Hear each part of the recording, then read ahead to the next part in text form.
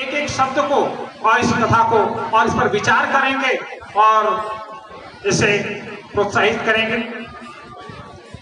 आदरणीय मुख्य अतिथि महोदय, आदरणीय प्राचार्य महोदय, शिक्षकगण, अभिभावकगण एवं मेरे प्रिय सहपाठी, मैं ऋग वर्मा कक्षा 9 का विद्यार्थी आज आपके समक्ष एक मर्मस्पर्शी कविता लेकर प्रस्तुत हूँ, जिसका शीर्षक है शहीद हाथ।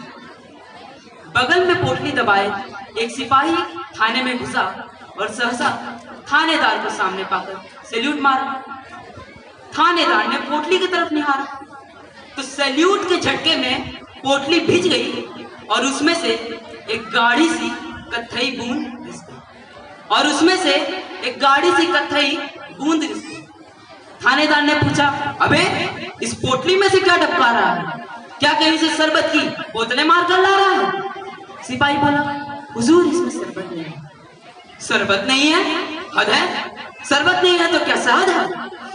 सिपाही बोला, हुजूर इसमें शहद भी नहीं है। शहद भी नहीं है तो क्या है? सिपाही बोला, हुजूर इसमें से तो कुछ और ही चीज बनी है। और ही चीज? तो खून है क्या? अबे जल्दी बता, क्या किसी मुर्गे की गर्दन मरोड़ दी या किसी मेमने की टांग तोड़ दी?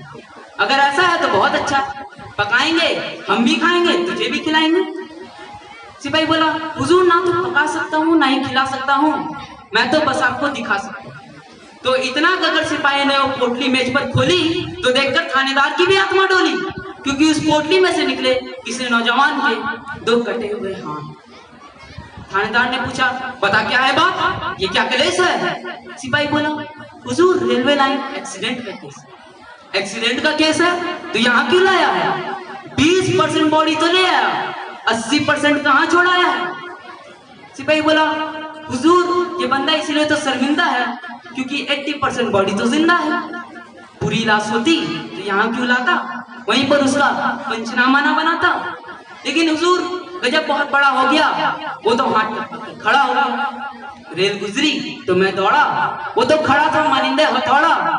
मुझे देखकर मुस्कुराने लगा और अपनी ठूठ बाहें हिला हिला कर बताने लगा, ले जा ये फालतू है बेकार, ले जा ये फालतू है बेकार है, बुलाने कहाँ पत्रकार है। मैंने बताऊंगा कि काट दिए किस लिए? इसलिए कि मैंने झेला है भूख और गरीबी का एक लंबा सिलसिला। 15 साल हो गए इन हाथों को कोई काम ही नहीं मिला।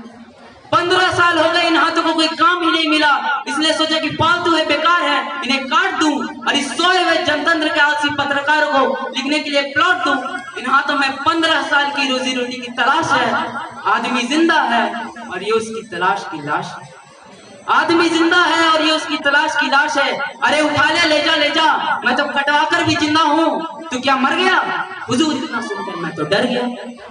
जिन्न है या भूत, मैंने किसी तरह अपने आप को साधा, हाथों को पोटली में बांधा, झटके से लाया और यहाँ चलाया।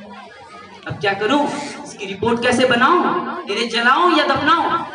थानेदार बोला, मामला सीरियस है, पर जलाने या दफनाने में काहे की बहस है? अरे नादान, आदमी जिंदा है तो दौड़ कर जा और पूछ कर आ, हिंदू है या मुसलमान? हिंदू है तो हाथों की चिता बना, मुसलमान है तो दफना। लेकिन सिपाही बोला, हुजूर अब आप मुझे ना भेजें और इन हाथों का आप ही से। थानेदार भी घबरा गया, वो कटे हाथ देखकर चकरा गया। मोला इन्हें मेडिकल कॉलेज ले जाओ, लड़के इसे देखकर नहीं डरेंगे, इसकी चीर फाड़ कर स्टडी करेंगे।